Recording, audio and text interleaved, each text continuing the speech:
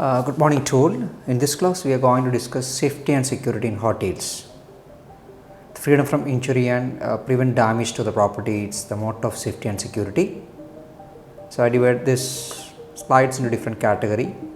First section related to safety and security portions, especially with the fire preventions and safety habits. In the second session we will move to the guest theft and employee theft, that is also come under security reasons. So all of you requested to be observe these slides. The hotel management students, this will be very helpful for their future, even their IET and job once they get the job back to the industry. The management of any place of work are legally bound to provide a hazard-free environment to their employees. The nature of work that the housekeeping staffs are involved in is such that employees may easily become accidents prone if they are careless with equipments, chemicals or procedures. So safe working habits is always important. Here you can see some of the points, like to take adequate time, not job is so urgent so that if it is necessary to do, it is an unsafe or hurry manner. So take on time to complete the job. Adequate time is a necessity. Second point, correct unsafe conditions immediately. If you can't correct unsafe or hazardous condition yourself, report it to your supervisor. Then do it safely first time. Every employee must do his or her job in a safe and correct manner. This is the best way to prevent accidents. All lodging property should have a list of safety rules. These guidelines should be put housekeeping safety plans to encourage employee to develop and practice safe work habits. So now we'll move to the potential hazards occurs in housekeeping department. So in this slides we'll discuss what are the different types of potential hazards which normally occurs in housekeeping department. Faulty equipments, damage to flooring or chipped tiles, slippery floors and spills on not mopped off, slippery guest bathrooms, cracked or broken glasses, the one cut electric insulation of fittings, overloaded electrical sockets, worn carpets or rugs, cleaning equipments left laying around, unsafe use of ladders, inadequate lighting, loose stair threads, cleaning agent left uncapped, mixing certain chemicals or cleaners which is dangerous reaction, cleaning agent kept unmarked or wrongly marked containers, incorrect use of trolleys, incorrect method of bending and lifting, unsatisfactory hygiene and sanitation standard or incorrect postures. These all come potential hazards normally we can see in housekeeping department. So what is an accident? An accident is an unfortunate incident that happens unexpectedly and unintentionally or typically resulting in damage or injury. I'll just give you some of the examples which normally causes: unsafe work environment, defective equipment, unsuitable uniforms, inadequate supervision, inadequate instruction, unsafe work practices, lack of discipline, unfit employee. Means unfit employee in the category may be mentally, physically or lack of concentration. Then what are the effects of accidents? Accidents have both direct and indirect effect on individuals and the establishment. The direct effects of accidents like injury and stress, expenditure. Indirect will come under damage to material, reduced efficiency, injured employee, work schedule hampered, or accidents in law morale. Then accident spoils reputation. Then accident resulting in the fines or imprisonment. This all will come under indirect effect of accidents. The basic guidelines for preventing accidents, the following guidelines if you can follow will be better for prevention of accidents. Always follow the instructions when using any cleaning equipment. Then replace caps or cleaning chemicals immediately and securely after dispensing. The label cleaning agents clearly. Then keep floor clean and dry. Place warning and safety signs around the area while cleaning. Then always dry hands before touching plugs, sockets, electrical fittings. Then mark faulty equipment as out of order. Then dispose of rubbish carefully. Then never place cigarette butts or sharp objects in the trash bag on the room attendant's cart. Then open and shut doors carefully. Then clean away broken glasses carefully. To understand fire prevention and firefighting, one must know how fires are classified. The fire can be classified into 4 categories. Maybe some other industry people are saying that we can categorize into 5, but here we are classifying into 4 categories. Class A, fire involves in wood and paper products. Class B, fire moves in flammable or consumer liquids like grease. Then 5C, fire which is occur in electrical equipments. And Class D, the fires and formal in metals not usually occur in hospitality operations. Prevention of fire. Fire may be prevented if fire hazards are identified and eliminated. Some unsafe practices that may lead to fire are follows. Guest smoking in the bed. The hotel not providing sufficient and appropriate ashtray in the rooms as well as public area. Using high voltage bulb lamps. Leaving linen shoe doors open. The storing rags and clothes with the cleaning polishes still on them. Not unplugging electrical appliances when not in use. Then using faulty electrical equipments or sockets. Leaving magnifying glasses where the sun can catch them. Then using furnishing materials that are easily concealed. Fire warning systems help us to prevent or help us to detect the system, like fire alarms, sprinklers and smoke detectors are really helpful. Smoke detectors are commonly found in hotel room and set off by smoke. When one goes off alarm sounds, not only in the room or immediate area, normally the steam or very fine long short showers or smoke or gas cigarettes that can be causes which set off these alarms. Fire sprinkler system, which includes sprinklers that help to water sprinkler that generally start by heat or smoke. These are found in most of the hotel establishments, especially in corridors and rooms. They are situated at the ceiling and automatically spray water when the temperature rises above a certain level. Then pull station or alarms that we can normally see that they are located in public areas such as lobbies and corridors near to the door or exits. Pull station are usually read and recur some of the breakers glass bonds or pull the certain chain, turn on the fire system. Employee should fire alarm, they should have spot the fire or smoke. What to do in case of fire emergency? Immediately switch on nearest fire alarm. If possible, try to put out the fire with suitable equipment, extinguishers at the base of flame. Do not attempt to fight fire if there is any danger of personal risk. Close all the windows and switch off all electrical appliances including fan and lights. Then close the door to affected area and report to your immediate supervisor for instruction. Then carry out the instructions.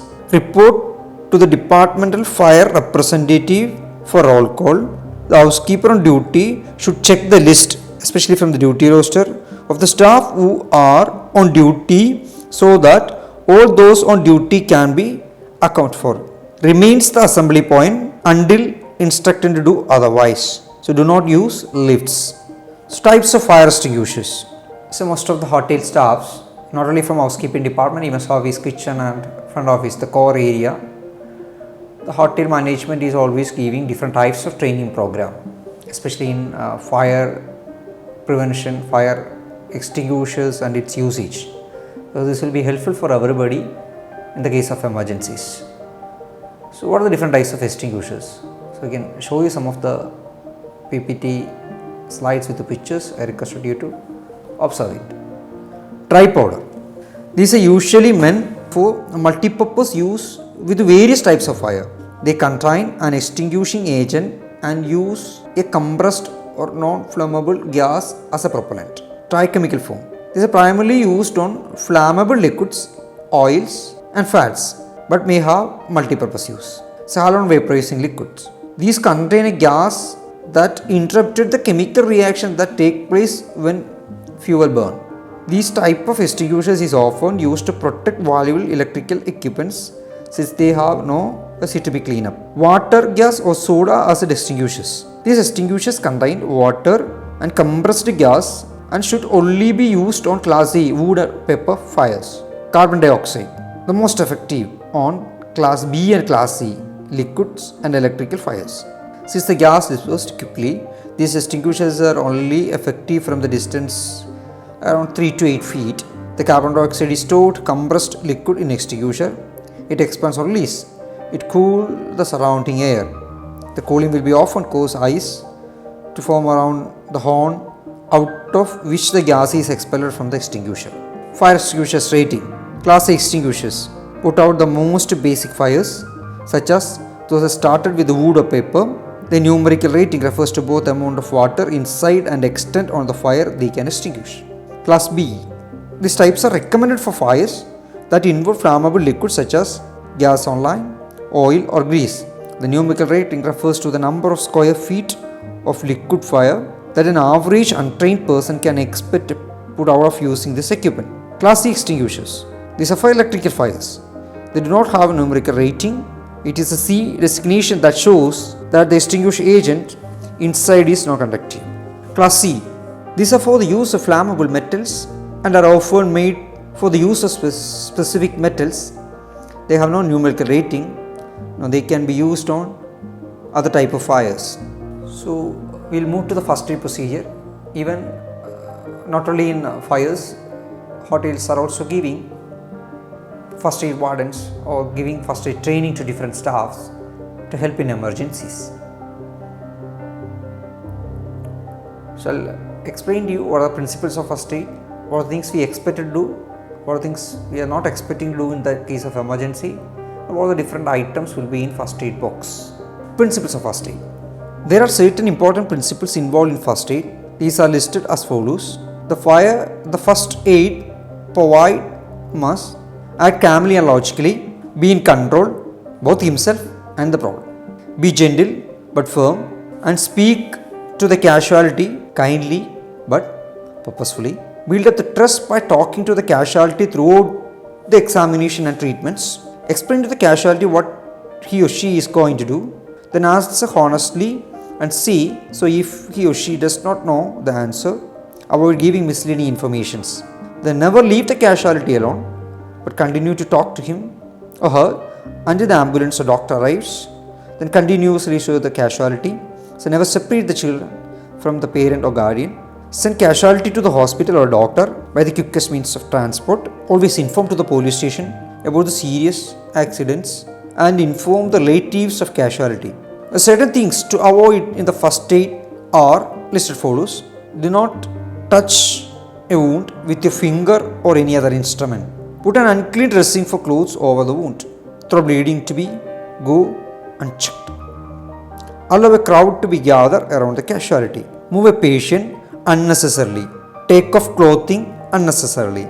Allow a patient with fracture or suspected fractures to be moved until the springs have to be applied.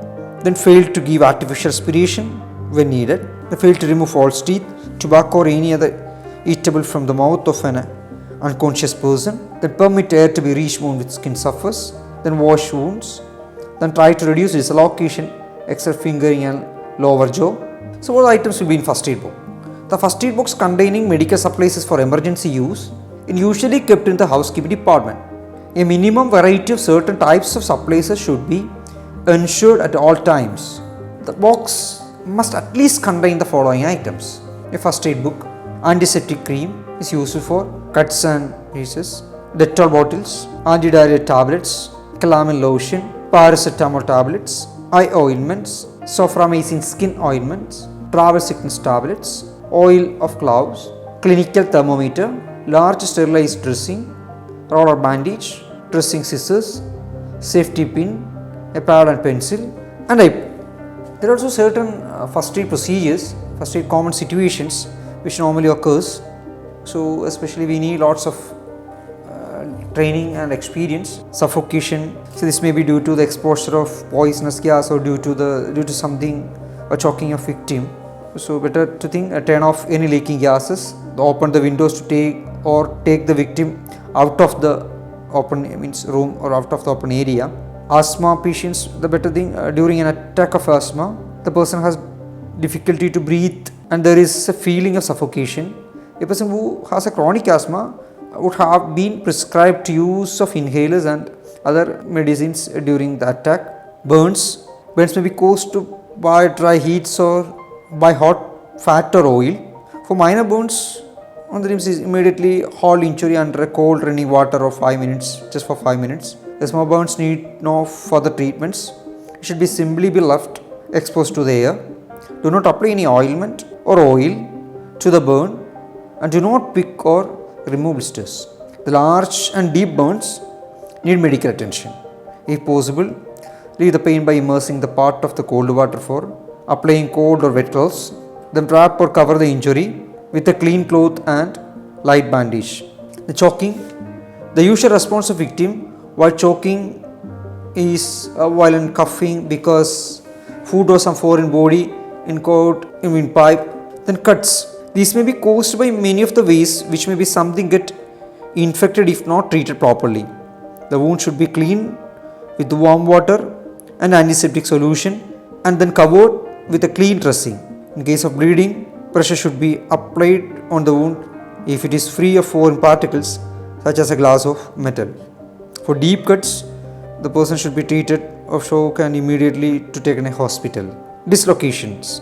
When joints is dislocated, the casualty is unable to be moved in a usual way. So these may be swelling and numbers beyond the points when dislocation has occurred.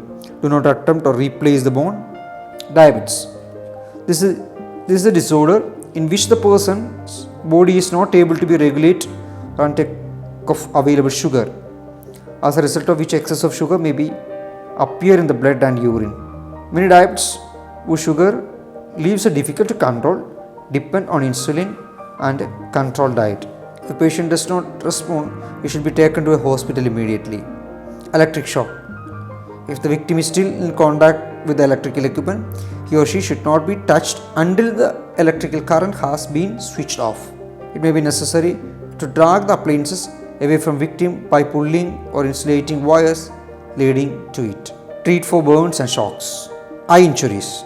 If rapid blinding fails, dislodge a speak of due to the fallen into eye, lift the lid of the affected eye by lashes and try to remove the object with the corner of a clean handkerchief. If the object is imbedded in the eyeball or cannot be seen, cover the eyes with a pad, then lightly in the place with a plaster and arrange immediate transfer to the hospital. Fractures. The sign of a bone fracture are pain and tender, even a gentle touch, swelling and bruising, or loss of control of the affected limb. Heart attack. A stroke may be caused due to the insufficient blood supply to the heart or clot of blood in the head of a major blood vessels or in the brain. The patient should be propped up with the following: sit forward in a chair and on our account moved to until the doctor or ambulance arrives. Poisoning. If someone has had a drug overdose or swallowed of some harmful substances such as like toxic substances, a doctor should be called off even if there are no ill effects evident. Snake bites. Confirmation of snake bite can be obtained if there are teeth marks on the affected area. Next, a person lie down comfortably and allow him to be physical and mental rest.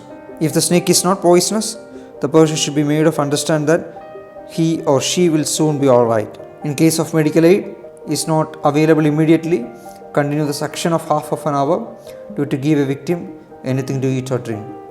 Sprain. The sprained area needs to be bandaged with a crepe bandage, immerse the cold water, and casualty should be treated for shock.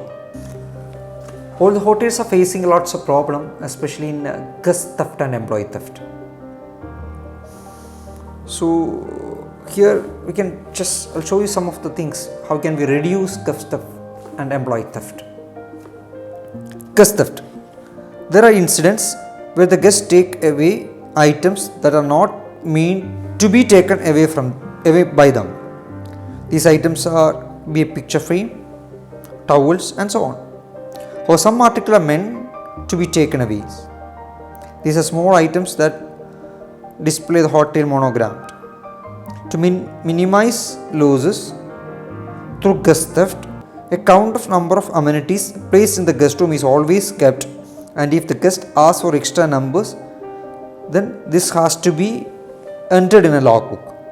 The room attendants can check the number of while cleaning the next day.